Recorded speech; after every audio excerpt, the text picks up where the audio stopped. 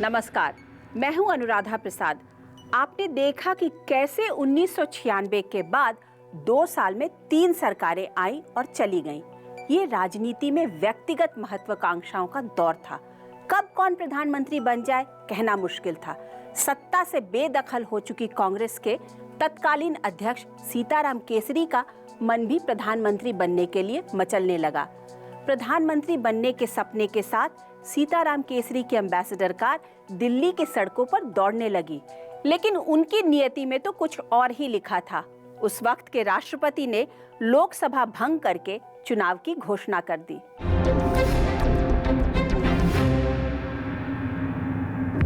उन्नीस के आम चुनाव में कांग्रेस की बुरी हार हुई। पार्टी सिर्फ 141 सीटें जीत पाई।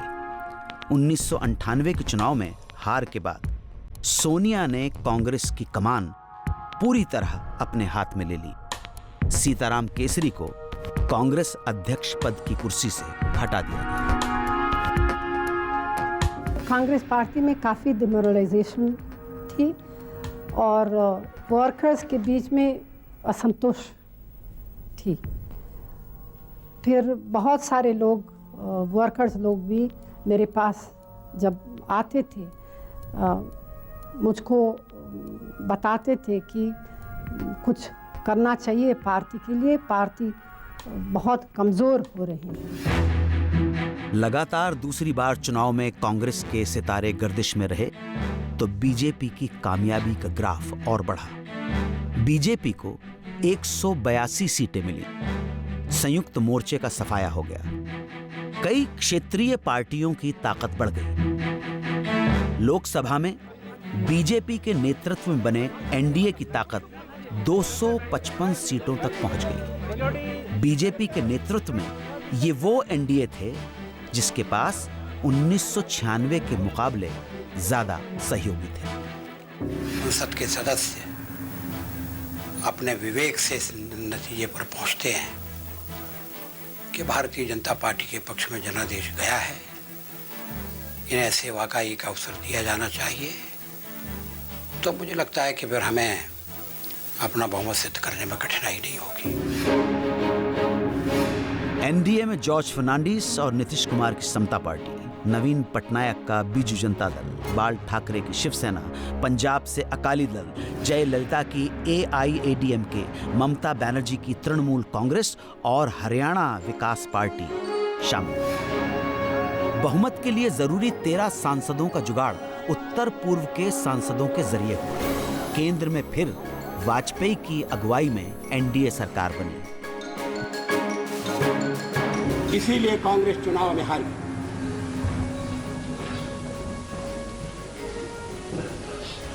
कांग्रेस की इतनी पराजय पहले कभी नहीं हुई। भारतीय जनता पार्टी बढ़ते हुए जनविश्वास के आधार पर सबसे बड़े दल का दर्जा प्राप्त करने में सफल हुई। इस सदन में भाषण करते हुए मैंने कहा था कि जनता का विश्वास प्राप्त करके हम पुनः आएंगे, और आज हम फिर यहां उपस्थित हैं।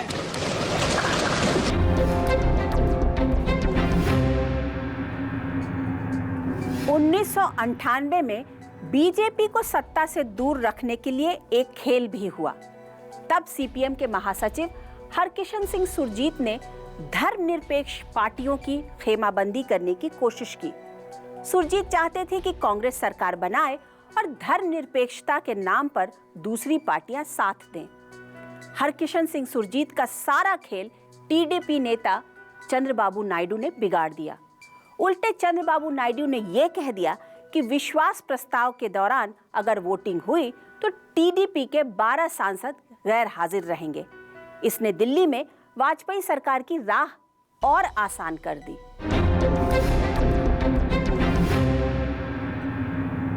मत मानिए जो ओपिनियन पोल हो रहा है आप उसको। क्या वो जनमत का प्रकटीकरण नहीं है?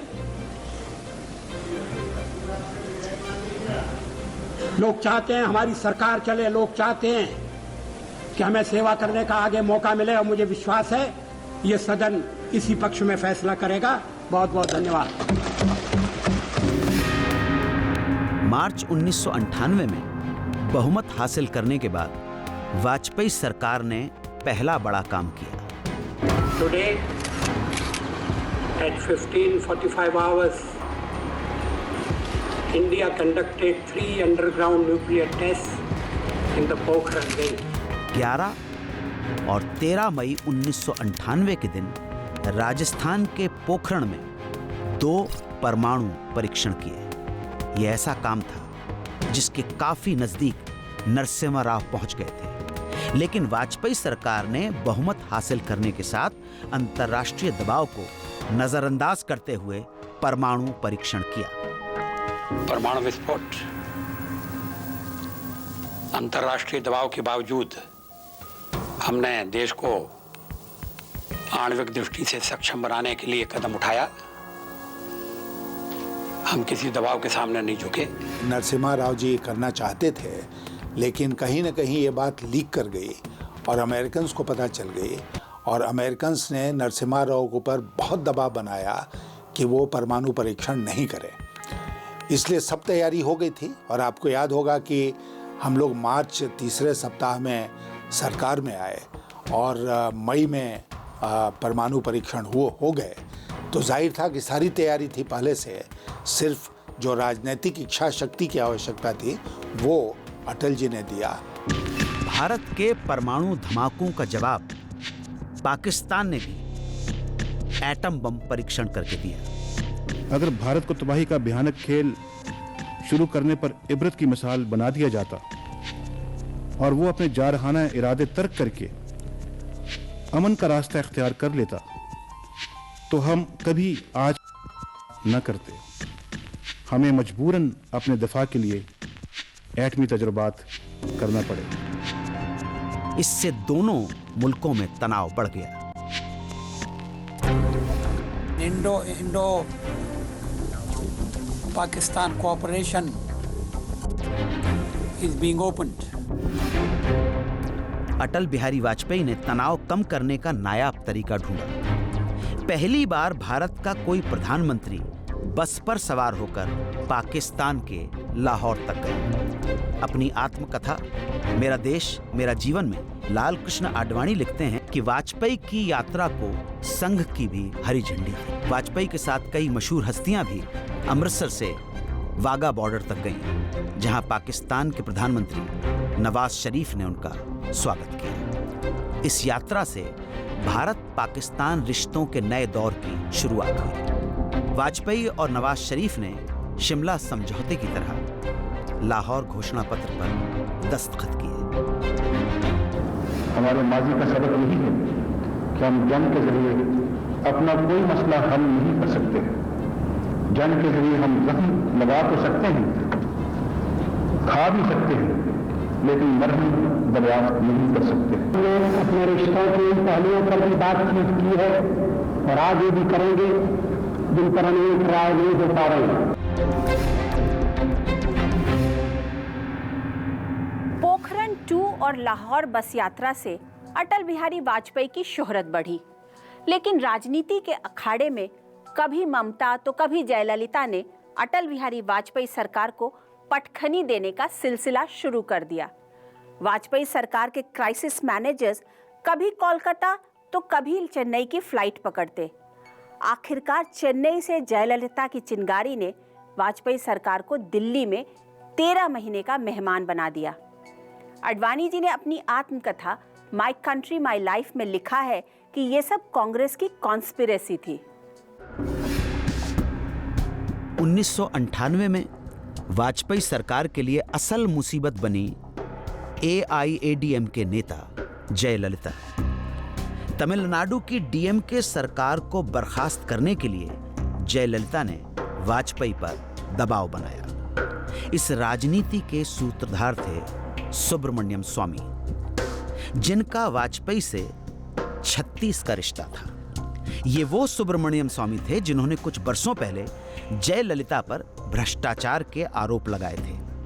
जयललिता खिन्न थी, वो तो गठबंधन में थी वाजपेयी के साथ, पर बहुत खिन्न थी कि वो वाजपेयी कोई उनकी बात नहीं मानते हैं, उनका कुछ करते नहीं हैं। लेकिन वाजपेयी सरकार पर दबाव बनाने के लिए सुब्रमण्यम स्वामी ने जयललिता से दोस्ती गांठ ली। वाजपेयी डीएमके सरकार बर्खास्त करने के लिए तैयार नहीं हुए। एआईएडीएमके ने समर्थन वापस ले लिया।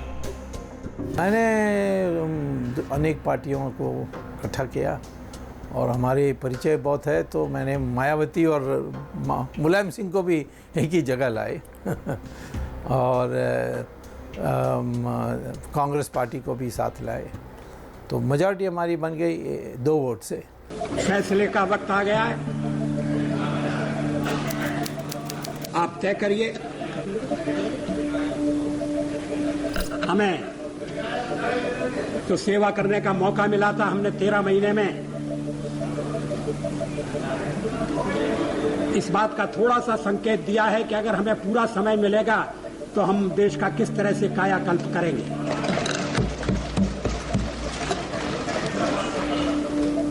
आखिर चुनाव 5 साल के लिए होते हैं।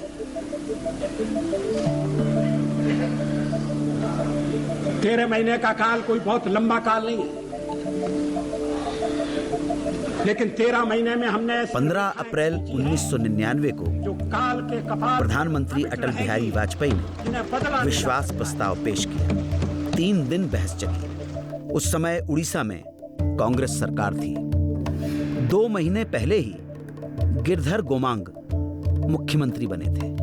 विश्वास प्रस्ताव के समय तक गिरधर गोमांग ने लोकसभा से इस्तीफा नहीं दिया था। विश्वास प्रस्ताव के दौरान पहली बार एक मौजूदा मुख्यमंत्री ने वोट डाला और गिरधर गोमांग के 1 वोट से वाजपेयी सरकार गिर गई। Ayes 269, noes 270। जो लोकसभा में शक्ति परीक्षण हुआ उसमें बराबर की शक्ति दिखाई दी, केवल 1 वोट से हमारी। इससे स्पष्ट है कि अगर षड्यंत्र न किया जाता तो हमारी सरकार टिकी रहती और अपने लक्ष्य को पूरा करती। वैसे तो हम लोग ने वाजपेयी सरकार को नहीं गिराए, वो सरकार अपने आप गिरी और हम लोगों के बीच में कोई जल्दी नहीं थी वाजपेयी सरकार को गिराने के लिए। नहीं, लेकिन आरोप तो आपके ऊपर ये लगाया जाता कि आपने जयललिता से मिली भगत करके उनसे मिलकर सरकार को गिराया। वो सही नहीं है, बिल्कुल गलतफहमी है, बिल्कुल गलतफहमी है। क्यों, जयललिता से आपका कुछ पहले तय नहीं हुआ था? बिल्कुल नहीं, बिल्कुल नहीं। जो जयललिता जी ने किया अपने आप ने किया था। आपने उनको नहीं समझाया सिखाया था? बिल्कुल नहीं। लेकिन आप उनकी चाय पार्टी में तो गई थी? जी हाँ, मैं गई थी, एक सोशल फंक्शन थी, इसीलिए मैं गई थी। सुनिए जी, आपके ऊपर आरोप लगा कि आप पावर में आने के लिए, सत्ता पाने के लिए बहुत उत्सुक थी, इसलिए काफी भागदौड़ कर रही थी राष्ट्रपति भवन की। नहीं, मैं पावर आने के लिए बिल्कुल उत्सुक नहीं थी। मैं राजनीति में आई हूँ कांग्रेस पार्टी को मजबूत करने के लिए। मैं राजनीति में आई हूँ लोगों की सेवा करने के लिए, सत्ता पाने के लिए नहीं। और अगर ये बात थी तो मैं 8 साल पहले प्रधानमंत्री बन सकती थी। वाजपेयी सरकार सिर्फ 1 वोट से गिर गई। बहुमत के लिए बीजेपी के पास 2 सांसदों की कमी थी। जयललिता की पार्टी के एक सांसद ने वाजपेयी सरकार के समर्थन में वोट डाल दिया था। जब 13 महीने में ही वाजपेयी सरकार गिर गई तो राष्ट्रपति के सामने विकल्प का दरवाजा खुल गया। सरकार बनाने के लिए कांग्रेस मैदान में आ गई। क्या था कांग्रेस का दावा, ये हम आपको बताएंगे एक ब्रेक के बाद।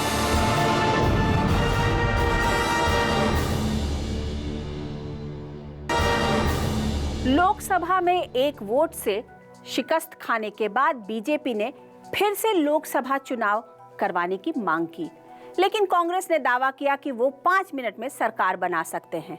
कांग्रेस अध्यक्ष सोनिया गांधी ने राष्ट्रपति से मिलकर सरकार बनाने का दावा भी पेश किया। राष्ट्रपति के.आर. नारायणन ने सोनिया गांधी से 272 सांसदों का समर्थन पत्र मांगा। सोनिया गांधी ने राष्ट्रपति को भरोसा दिलाया कि वो 272 सांसदों का समर्थन हासिल कर लेंगी, लेकिन पर्दे के पीछे की एक सियासी तिकड़म से सोनिया अनजान थी।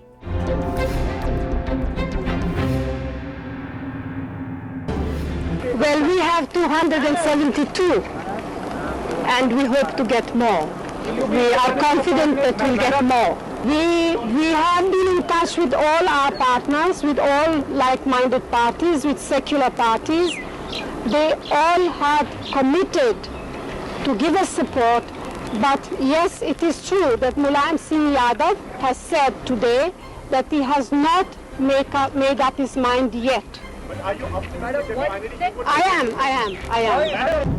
कांग्रेस समझ रही थी कि जिन 273 सांसदों ने लोकसभा में वाजपेयी सरकार के खिलाफ वोट डाले हैं वो सभी कांग्रेस को समर्थन देंगे, लेकिन मुलायम का इरादा कुछ और था।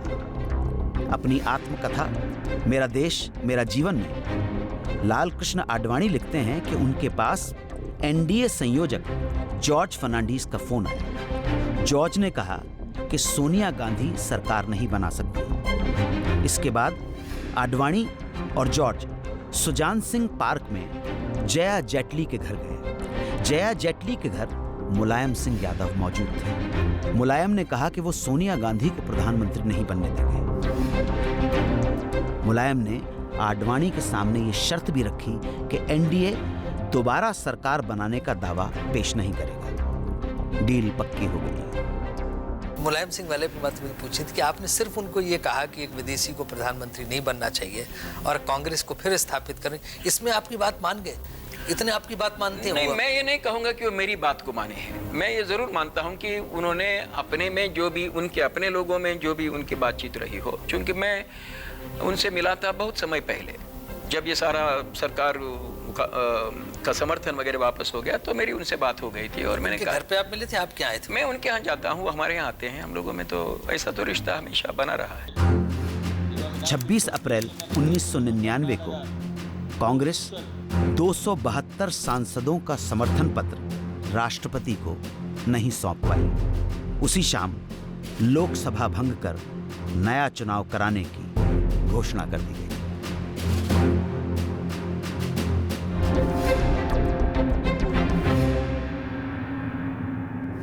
समाजवादी पार्टी के मुखिया मुलायम सिंह यादव और अमर सिंह ने सोनिया गांधी को विदेशी मूल के मुद्दे पर प्रधानमंत्री नहीं बनने दिया। इसी विदेशी मूल के मुद्दे पर शरद पवार, पीए सांगमा और तारिक अनवर ने कांग्रेस छोड़कर एनसीपी बना ली। लेकिन ये राजनीति का खेल है कि आगे चलकर यही नेता यूपीए सरकार के साथी और संकट मोचक बने। बहरहाल 1999 के सितंबर महीने में फिर से 13वीं लोकसभा का चुनाव हुए। इस चुनाव में क्या हुआ और चुनाव के बाद किसकी सरकार बनी, ये सब हम बताएंगे अगले एपिसोड में। आप देखते रहिए न्यूज़ 24।